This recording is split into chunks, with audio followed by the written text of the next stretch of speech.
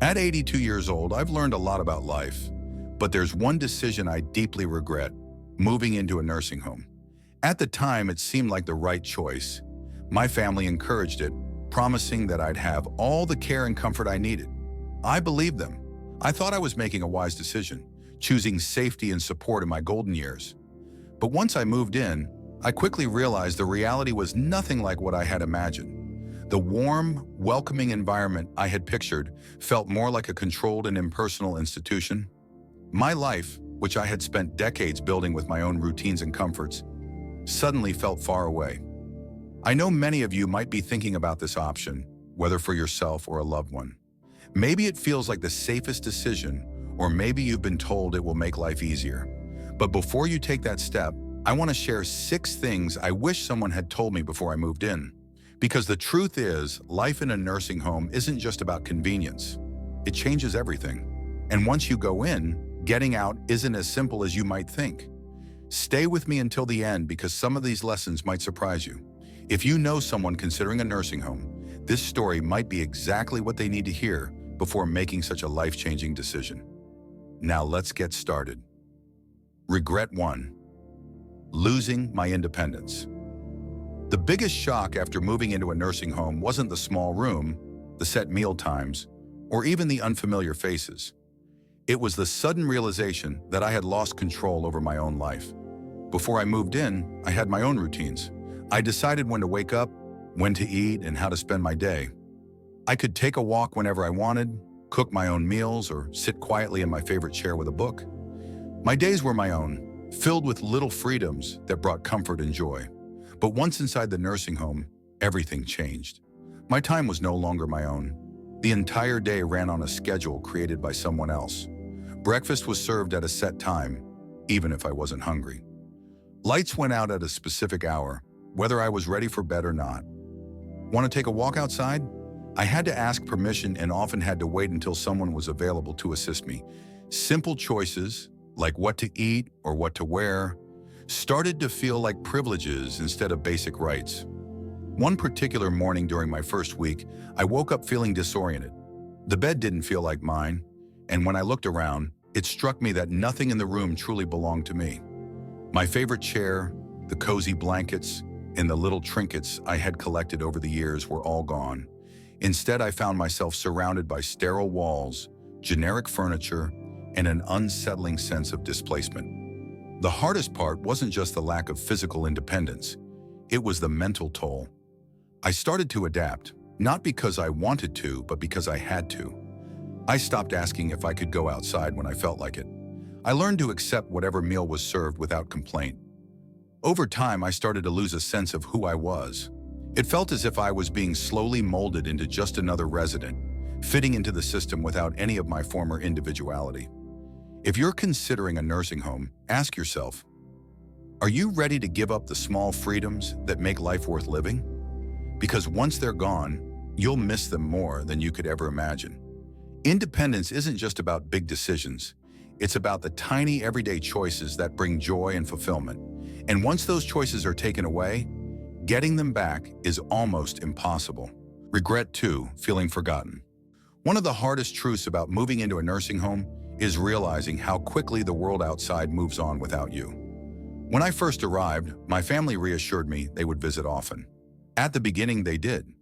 My daughter came by once a week, and my grandson stopped in on weekends. During those early days, I still felt connected to my old life. But as the months went by, the visits became less frequent. My daughter started calling instead of coming, and my grandson got busy with school and work. Holidays were the toughest. Everyone promised they'd come, but somehow plans always changed at the last minute. Suddenly, I found myself sitting alone in a common room, watching other residents stare at the door, hoping someone would remember them. It wasn't that my family stopped loving me. Life just has a way of getting in the way.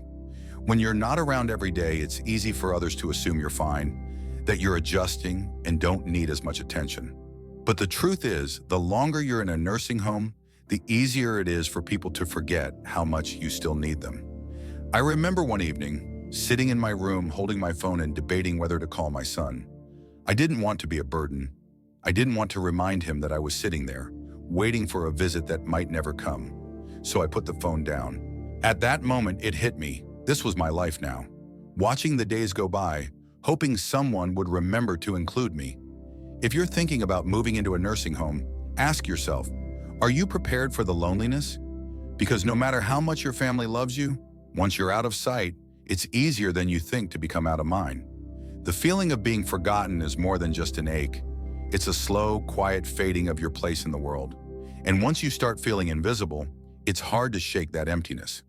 If you're still watching this video and finding these insights valuable, please comment number 2 below to let me know you're here.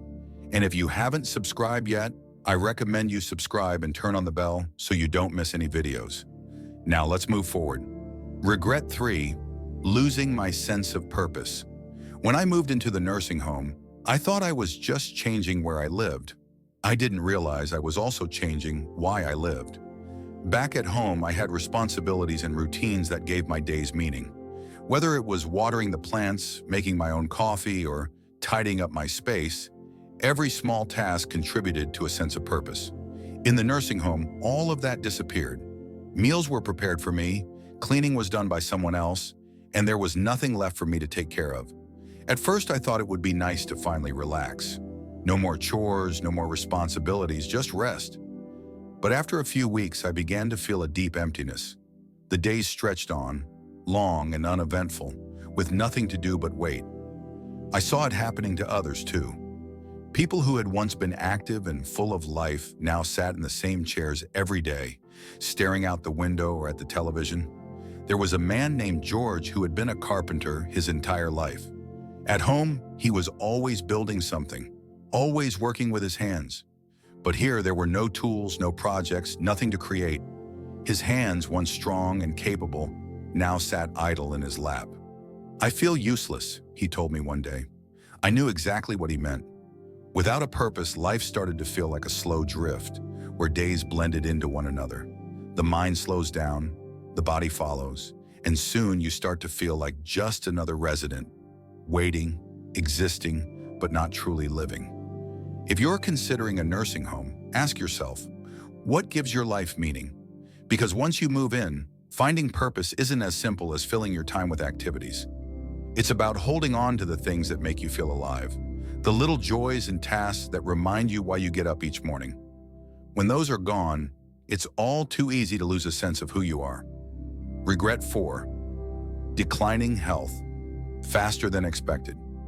Before moving into a nursing home, I considered myself relatively healthy for my age.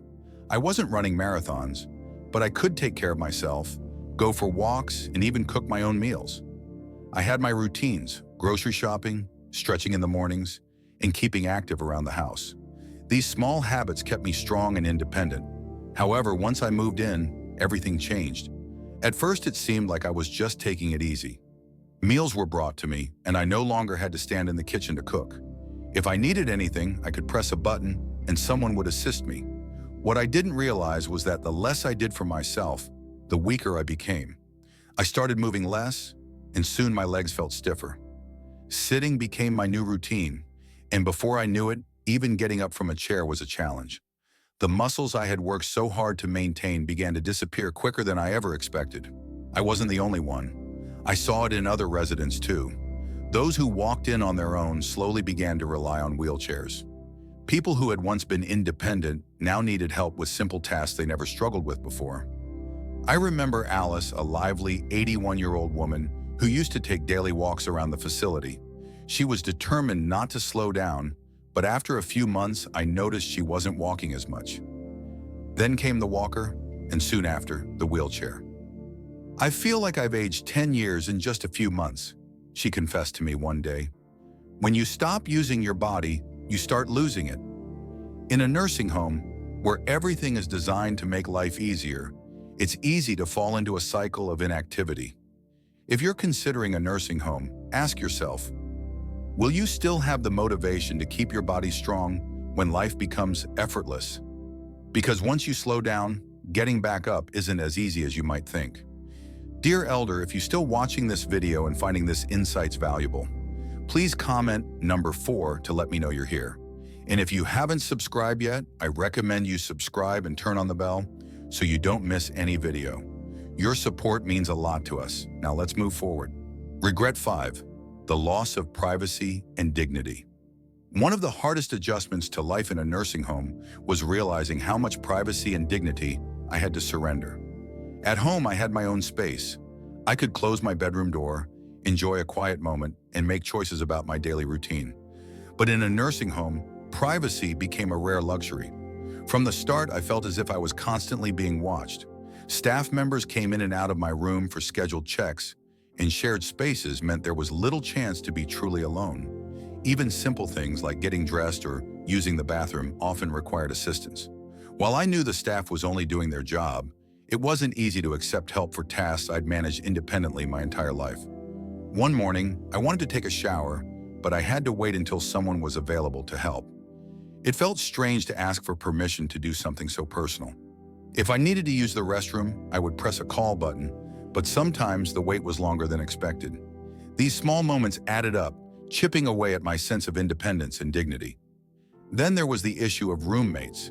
Not everyone has the privilege of a private room. Sharing a space with someone you didn't choose can be challenging. I was fortunate to have a kind roommate, but others were not so lucky.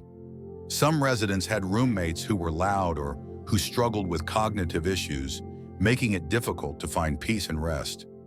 No matter how much effort I put into making my room feel like home, it never truly felt like mine. Staff would sometimes knock, but not always wait for an answer before entering. I often felt like I was living on someone else's schedule, with little say in my own day-to-day life. If you're considering a nursing home, ask yourself if you're prepared to give up the privacy and control you've had your entire life. Because once it's gone, it's incredibly difficult to reclaim. Dignity and independence aren't just about physical freedom, they're about feeling respected and valued as a person. Now let's move on to the last regret. Regret 6. Underestimating the emotional impact. One thing I didn't fully understand before moving into a nursing home was how deeply it would affect me emotionally. I thought I was simply changing where I lived, but the truth was, I was also changing how I felt about myself and my place in the world. When I first arrived, I tried to stay positive. I told myself it was a new chapter, a chance to meet people and enjoy a simpler life. But as time went on, I began to feel a profound sense of loss. It wasn't just about missing my home or my routines. It was a deeper feeling of disconnect. I felt like I had left behind not just my house, but a big part of who I was. Everywhere I looked, I saw reminders of what I had lost. The sterile walls, the scheduled activities, and the constant presence of staff all emphasized that this was not truly my home. I couldn't just step outside when I wanted, prepare my favorite meal, or enjoy a quiet moment in my own space. These small freedoms that I once took for granted became glaring absences. Making friends was also harder than I expected. Many residents were dealing with their own challenges, and while some were welcoming, others were withdrawn or struggling with health issues. It was difficult to build genuine connections, and the sense of community I had hoped for didn't quite materialize. One of the hardest parts was feeling like my world had become smaller. The days blended together, and I struggled to find joy in the little things. Hobbies that once brought me happiness felt out of reach, and I found myself battling feelings of isolation and sadness. Looking back, I wish I had known how much of an emotional toll this move would take. If you're considering a nursing home, think not just about the physical and practical aspects, but also about how it might affect you emotionally. The decision is not just about where you'll live, but about how you'll feel each day. And those feelings can shape your entire experience. If you're still watching this video until this very end, please comment number 6 to let me know you're here. Final thoughts. Looking back, moving into a nursing home felt like a decision I could easily reverse, but the reality was much different. Once inside, leaving became a complex challenge, physically, emotionally, and financially. My home had changed, my strength had declined, and my confidence in living independently faded. For those considering this move, my advice is to explore all your options first. Look into in-home care, community support, or assistance from family and friends. Hold on to your independence as long as possible and make sure this choice is truly necessary. Life in a nursing home may seem like the safest or easiest route, but once you're in, returning to your old life can be much harder than expected.